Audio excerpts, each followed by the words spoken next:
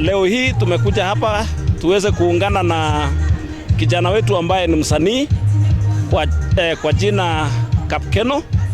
ambaye ameweza kupanda mti na kubaki pale kwa masaa 47 akiwa na lengo la kupigana na pombe haramu, kupigana na miadarati na dawa zile zingine za kulevya. Kwa hivyo sisi kama kaunti tunataka kuungana na rais wetu Rais Daktari William Ruto. Tunaungana pamoja na gavana wetu ambao kwa pamoja wamekuwa na msimamo wa hali ya juu sana kuhakikisha kwamba vita dhidi ya pombe haramu, vita dhidi ya dawa za kulevya tunaweza kusipigana ili tuone kwamba watoto wetu na watu wetu wanaweza kuishi katika hali nzuri. Na mimi kama mkurugenzi wa kupambana na pombe haramu katika kaunti yetu ya Uasin Gishu, ninataka kutoa tahadhari kwa wale ambao ni wafanyabiashara haramu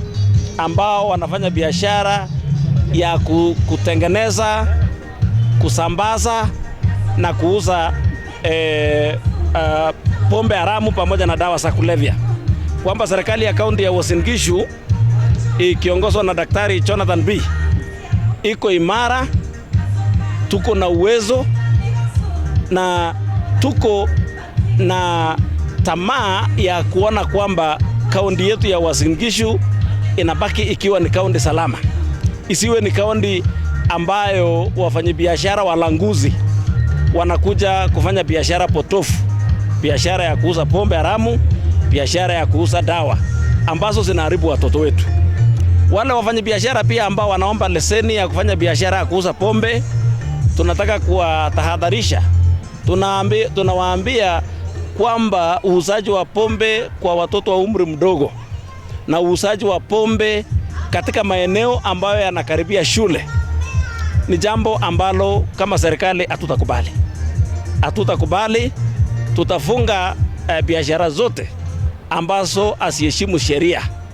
zile ambazo zimetengenezwa katika kaunti yetu ya Uasin Gishu, kwa sababu tunataka kuhakikisha kwamba watu wetu wanakuwa hali salama kutokana na kutokuwepo kwa pombe haramu na dawa za kulevya. Gavana amezungumza wakati tumekuwa tukisherekea kazi ya msanii wetu Kapkeno, na akasema kwamba sisi sasa kama kaunti ya Uasin Gishu tunaenda kuungana na Kapkeno na vijana wale wengine wote ambao wako na nia ya kusaidia serikali kumaliza pombe haramu na kumaliza dawa za kulevya. Kwa hivyo hiyo ni kazi ambayo tumeamua na tutaendelea kufanya. Tutafanya usiku, tutafanya mchana, tutafanya Jumatatu, tutafanya Jumapili, ili tuone kwamba Uasin Gishu County hakuna pombe za haramu, hakuna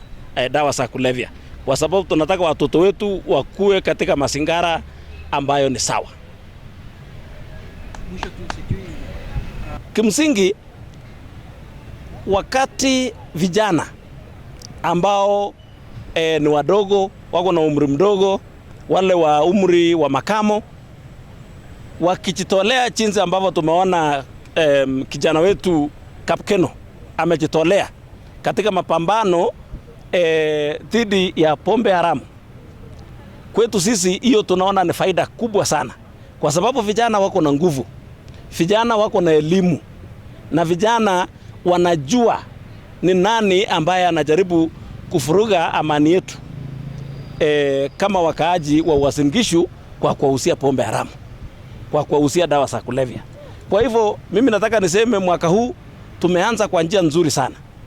Huu ni mwanzo mpya na ni mwanzo mwema, kwa sababu tumeona vijana wakijitolea wenyewe. Kijana huyu amekuwa juu ya mti kwa siku 3, na hiyo inaonyesha kwamba vijana sasa katika jimbo letu la Uasin Gishu wako mstari wa mbele kupambana na vita ya kumaliza pombe haramu na kumaliza dawa za kulevya. vijana wako na nafasi kubwa sana kwa sababu ya elimu walio nayo, na ninataka kukubaliana kwamba vijana kwa matumizi ya hata simu za rununu,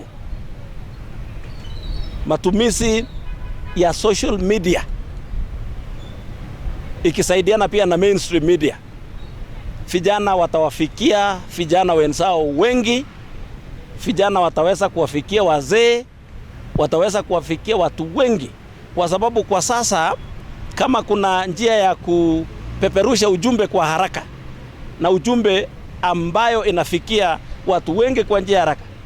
ni ujumbe kupitia kwa mtandao, matumizi ya simu, matumizi ya simu ya rununu,